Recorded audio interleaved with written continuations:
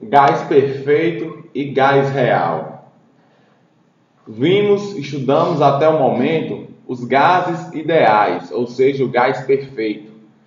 Porém, na natureza, nas indústrias e nos laboratórios de pesquisa, o gás que nós temos é o gás real. A idealidade nos serve para fazermos aproximações, estudarmos modelos ideais, mas na natureza sempre há mais variáveis, sempre é um pouco mais complicado, ou bem mais complicado, estudar os fenômenos naturais com todas as variáveis que influenciam naquele sistema.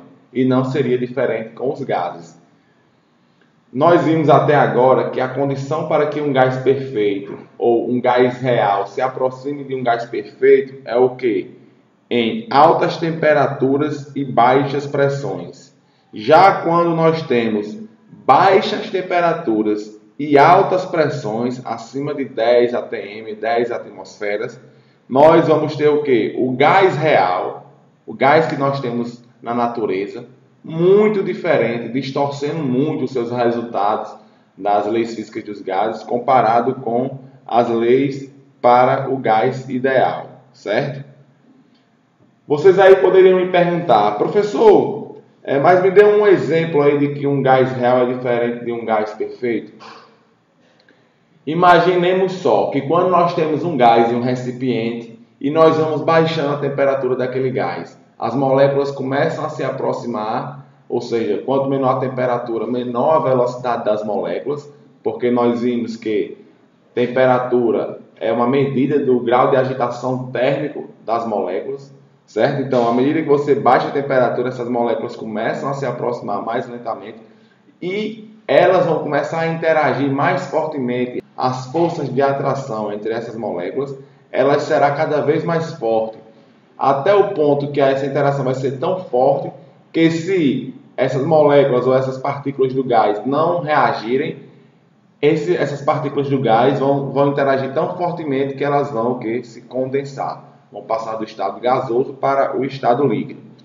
E um exemplo da força de repulsão, quando nós estamos trabalhando com gás real ou com substâncias reais, que vocês poderiam me perguntar é o seguinte: por que nós temos um líquido e nós aplicamos uma pressão muito alta no líquido e o líquido não se comprime? Por que ele é praticamente incompressível? Porque existem as forças de repulsão entre as moléculas, certo? Que vai fazer com que, por maior que seja a pressão que você aplique, esse líquido ele não vai ser comprimido, pois ali as moléculas, né, que formam aquele líquido ocupam um determinado volume no espaço, o qual não pode ser quebrado, né, esse princípio físico de que todo o corpo, toda a matéria ocupa lugar no espaço. Então, um gás perfeito ou gás ideal seria um gás que obedeceria rigorosamente às leis e fórmulas que nós estudamos até o momento, em quaisquer condições de pressão e temperatura, e que também deveria encaixar-se perfeitamente no modelo descrito pela teoria cinética. Na prática, tal gás não existe, como nós acabamos de explicar.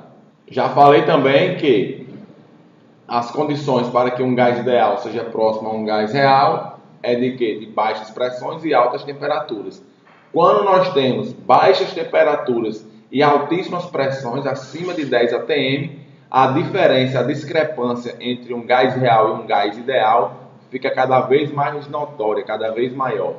Os gases comuns, que chamaremos de gases reais, sempre se afastam do comportamento de um gás perfeito, de um gás ideal, principalmente a pressões muito altas e ou temperaturas muito baixas.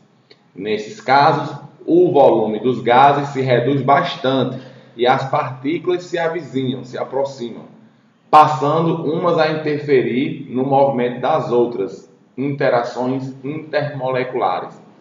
Como consequência, o comportamento dos gases passa a se afastar daquele previsto pela teoria cinética. Um dos primeiros cientistas a estudar e a propor uma equação química, uma equação física para o comportamento dos gases reais foi o holandês Johannes Diederik van der Waals, ou também conhecido como Van der Waals. Então, a equação de Van der Waals, vocês estão vendo aí de duas formas, onde nessa segunda forma nós temos que pressão é igual a nRT dividido pelo volume menos NB.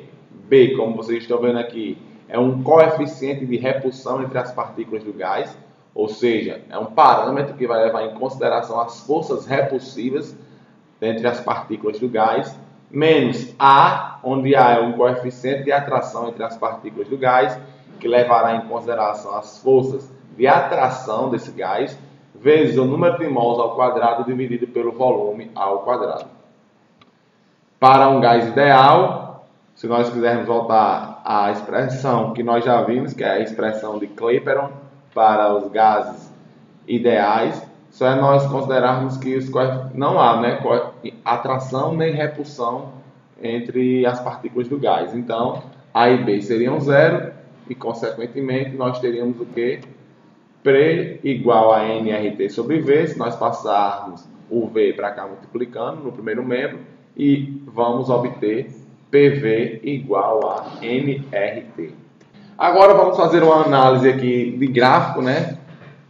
Onde Van der Waals inseriu o parâmetro Z, que era um parâmetro de correção da equação do gás ideal, PV igual a nRT, e ele seria esse Z, que esse Z é justamente um parâmetro para corrigir a diferença entre a equação do gás ideal para o comportamento de um gás real, onde Z já é igual a PV sobre nRT, se nós passarmos o nRT para o primeiro membro dividindo, e se fizermos V sobre N, vai dar o que? O volume molar. Por isso que fica pressão vezes volume molar dividido por RT. E outra forma também de se entender e se interpretar esse parâmetro Z é que Z será igual ao que? Ao volume molar do gás real, do gás observado, sobre o volume molar do gás ideal, do gás de acordo com a teoria cinética dos gases. E fazendo todas as aproximações para termos um gás ideal. Então, quando Z é igual a 1, nós vamos ter o comportamento de um gás ideal. Se Z aqui for igual a 1, nós vamos ter o quê? PV igual a nRT, que é a equação de Clapeyron, a equação dos gases ideais. Quando Z é maior do que 1, nós temos que as forças repulsivas predominam, certo? Elas vão ser mais predominantes do que as forças atrativas. Então, significa o quê? Que o volume molar do gás observado sobre o volume molar do gás ideal será maior do que 1. Logo, o volume molar do gás observado ele será maior do que o volume do gás ideal, porque esse quociente tem que dar maior do que 1. E isso justifica o quê? O fato de que o volume do gás observado ele tem que ser maior do que o volume do gás ideal, para que esse parâmetro ele seja maior do que 1, e é onde as forças de repulsão entre as partículas do gás elas vão ser mais fortes, né? Vão predominar, fazendo justamente com que desvie da idealidade do gás ideal, sendo esse volume do gás observado maior do que o volume do gás ideal. E nós podemos observar aqui nesse gráfico que aqui está o fator de compressibilidade, né? O Z, o fator de compressão. Para o gás hidrogênio, ele sempre está acima de 1. Ó. Aqui, quando nós temos pressões muito baixas, e quando começa a aumentar um pouquinho, o hidrogênio já sai sempre acima de 1. Nunca ele vem aqui para o fator de compressibilidade menor do que 1. Isso nos implica, né, afirmar que tanto para o hidrogênio como para o gás hélio, as forças de repulsão são bem mais fortes, bem mais preponderantes do que as forças de atração. Já para moléculas maiores, moléculas que apresentam maior complexidade, como vocês podem ver aqui o CH4, o C2H4 e o NH3, em baixas pressões, as forças de atração elas predominam. Vocês podem ver que aqui as forças de atração predominam, ou seja, Z será o quê? Z será menor do que 1. Z menor do que 1, forças atrativas predominam. Logo, o volume do gás real, o volume observado do gás, será menor do que o volume do gás ideal. Por quê? Justamente devido às forças de atração serem preponderantes e o volume daquele gás vai ser menor do que o previsto pela lei da equação dos gases ideais, a equação de Clapeyron.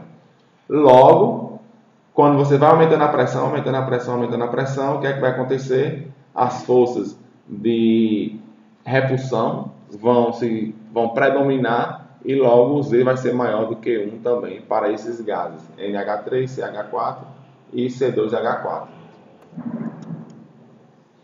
Aqui nós temos uma tabela, né, só demonstrativa com alguns valores dos parâmetros A e B para alguns gases, metano, dióxido de carbono, cloro gasoso, amônia, água e xenônio. E vocês podem observar aí, aqui nós temos dois valores de A, né, porque um está dado em bar e o outro está dado em ATM, duas unidades de pressão diferentes. E o B em litro por mol. Certo? Então, só para vocês saberem também, ó, o coeficiente A é dado em que? Unidade de pressão vezes unidade de volume ao quadrado dividido por mol ao quadrado, que é a unidade de matéria ao quadrado. E o coeficiente B é unidade de volume, litro, dividido por unidade de matéria, o mol. Então, vamos resolver um exercício. Alguns investigadores estão estudando as propriedades físicas de um gás a ser usado como refrigerante em uma unidade de ar-condicionado. Uma tabela de parâmetros de Van der Waals mostra que A é igual a 16,2 litro ao quadrado ATM mol a menos 2 e B é igual a 8,4 vezes 10 elevado a menos 2 litro vezes mol a menos 1. Estime a pressão quando 1,50 mols forem confinados em 5 litros em 0 graus Celsius. Nós temos a equação de Van der Waals, substituímos todos os valores. Número de mols, 1,5 mol, está aqui. A constante dos gases, 0,082 atm litro, mol a menos 1, Kelvin a menos 1. Temperatura, 0 graus Celsius, corresponde a 273 Kelvin. Aqui embaixo, litro, ou volume, né, que nós sabemos que são 5 litros, menos N, que é o número de mols, 1,5 mol, vezes B, ele já dá aqui, que é 8,4 vezes 10 elevado a menos 2, menos A, quem é A? 16,2 litro ao quadrado ATM mol a menos 2, vezes N ao quadrado, que é 1,5 mol ao quadrado, dividido por volume ao quadrado, que é 5 litros ao quadrado. Aí começamos a cortar aqui as unidades, né? Porque nós temos que obter pressão. Mol com mol aqui embaixo também se eliminam. Kelvin com Kelvin. Litro, aqui corta com litro aqui de baixo. Litro ao quadrado com litro ao quadrado aqui no segundo termo, do segundo termo da equação. Mol ao quadrado com mol ao quadrado, que no caso aqui é mol a menos 2, vezes mol ao quadrado, que se cancelam. E vamos obter quem? Tanto ATM desse lado, como ATM desse outro lado, o que torna possível essa subtração. E agora, resolvendo aqui, somente a parte matemática, nós vamos obter que a pressão desse gás real é igual a 5,44 atm, ou atmosferas. E para um gás ideal, nós vamos obter que essa pressão seria de 6,72 atmosferas. Veja como já há uma divergência, onde a equação de Van der Waals explica e exprime muito mais verdadeiramente o comportamento do gás real, o gás observado na natureza. A diferença aqui já vai ser de aproximadamente o que? Mais de 1 atm, 1,3 atm de diferença, porque é uma diferença já considerável.